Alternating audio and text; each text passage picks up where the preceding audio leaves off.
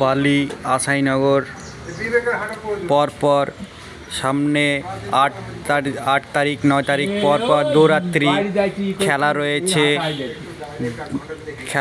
পরপর দৌরাত্রি খেলা রয়েছে, লাঠি খেলা, তারপরে বাজি পোড়ানো, ক্রিকেট খেলা রয়েছে। সামনে মাসের 8 তারিখ 9 তারিখ আপনাদের সকলকে জানানো যাইতেছে যে সকলেই আসবেন।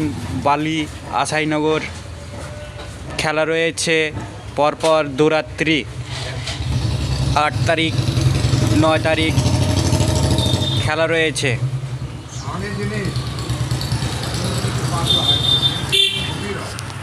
পরপর দৌরাত্রি খেলা রয়েছে।